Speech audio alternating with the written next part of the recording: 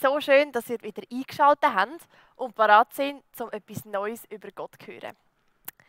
Hey, jetzt ist ja endlich wieder so schönes Wetter und leider dürfen wir jetzt ja ein bisschen weniger rausgehen und das Wetter geniessen als sonst. Aber man kann ja gleich das schöne Wetter geniessen, wenn man vielleicht im Garten ist oder auf dem Balkon. Und ich habe immer mega gern, gerade wenn es so schönes Wetter ist, zum einfach in die Natur gehen und das bestaunen, was so draussen hat, die Natur und einfach die schöne Schöpfung anschauen. Gerade die Schweiz ist ja so ein mega schönes Land und es hat zum Beispiel so viele schöne Berge und Seen und Flüsse und in anderen Ländern hat es ja sogar ein Riesenmeer. Hey, die Welt hat so viele schöne Orte. Ich glaube, es gibt so viele schöne Sachen in der Natur, die können wir alle zusammen gar nicht anschauen. Es gibt so viel Schönes. Aber wisst ihr, was ich das Allertollste finde? Ich finde es mega cool, dass ich weiß, wer das alles gemacht hat. Besser gesagt, du und ich, wir alle, wir kennen den, der die ganze Welt geschaffen hat. Wisst ihr, wer ich meine? Gott. Gott ist der Schöpfer der ganzen Welt.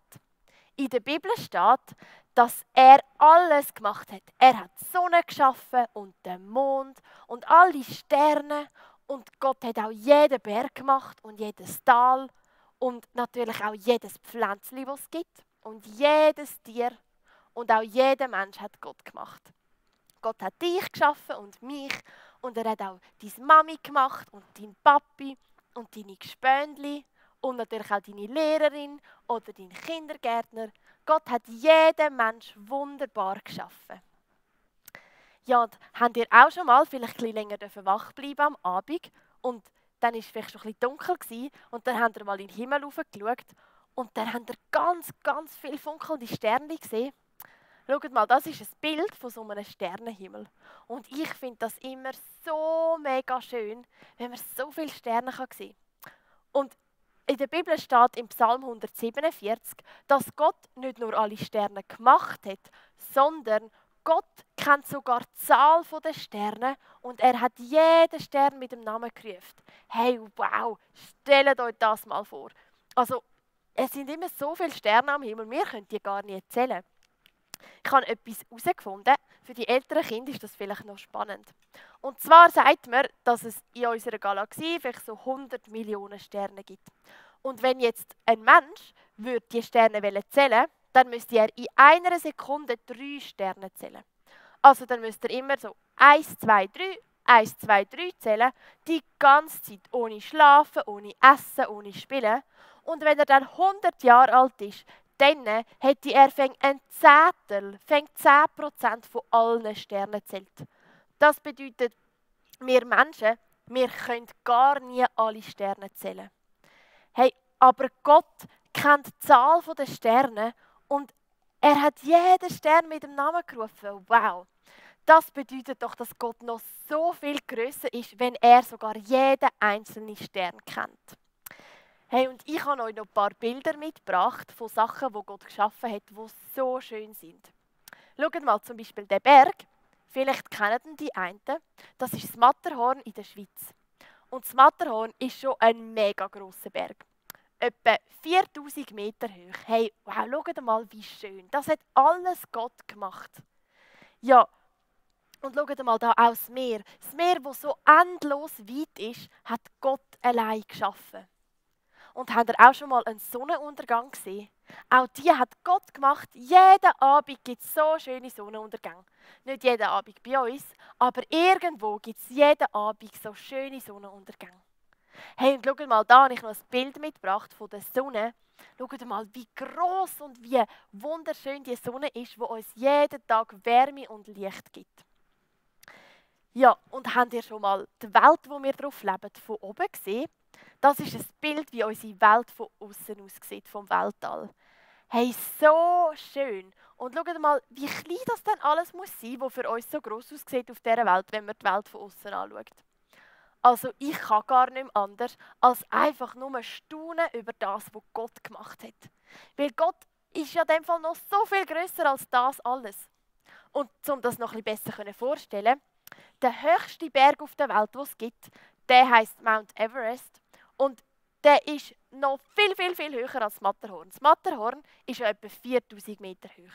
Und der höchste Berg, der ist sogar doppelt so hoch. Der ist etwa 8800 Meter hoch. So hoch. Wenn die Menschen dort aufsteigen, dann müssen sie Sauerstoffmasken anlegen, dass sie noch Luft bekommen. Weil es ist so hoch, die Luft dort oben ist so dünn, dass die Menschen nicht mehr schnaufen können. Hey, wow, so hohe Berge kann Gott machen. Und das Meer ist ja einmal auch ganz, ganz tief. Dort geht sie einfach ganz tief in den Boden runter. Und der tiefste Punkt im Meer, wo es gibt, wo Gott gemacht hat, ist tiefer als der höchste Berg hoch ist. Nämlich 11.000 Meter tief. Wow, das ist so tief, wir können uns das gar nicht vorstellen. Aber ich finde, es zeigt einfach, wie groß das Gott ist. Wenn Gott so etwas riesengroßes schaffen kann, dann ist er selber noch viel, viel grösser. Und die Kinder, die im Zeppelin sind, die kennen das Lied, das wir manchmal singen. Und das ist ein Vers aus dem Psalm 108, nämlich der Vers 5, wo steht: Deine Gnade, Herr, langt so weit wie der Himmel ist. Hey, habt ihr schon mal gesehen, dass der Himmel plötzlich fertig ist oder ein Ende hat? Also ich noch nie.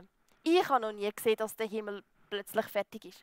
Hey, und Gottes Gnade, das bedeutet, wenn Gott uns gnädig ist, das heisst, dass wenn uns unsere Fehler leid tun und wir Gott um Vergebung bitten, dann vergibt er uns und er ist uns dann nicht mehr böse über das, was wir falsch gemacht haben. Und Gott ist uns so gnädig und vergibt uns gern unsere Fehler. Und wenn steht, dass seine Gnade so groß ist wie der Himmel und der Himmel hat kein Ende, dann bedeutet das ja, dass Gottes Gnade auch kein Ende hat. Gott ist einfach so groß und er vergibt uns immer wieder gern.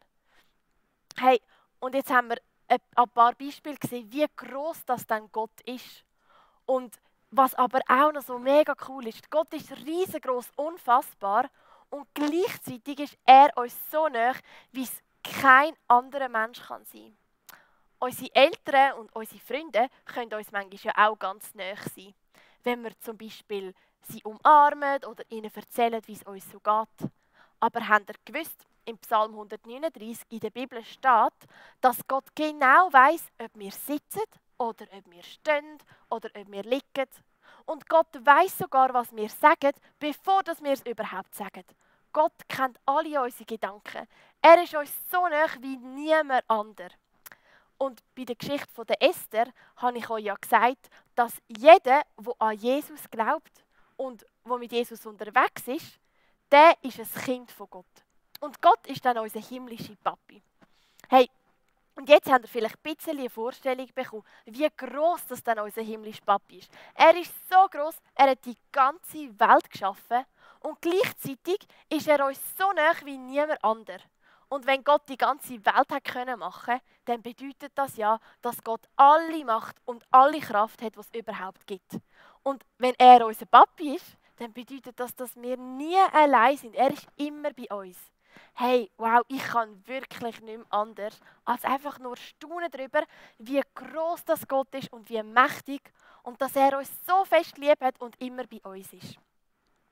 Hey, und jetzt gibt es ja eben auch so viele Tiere, die Gott gemacht hat.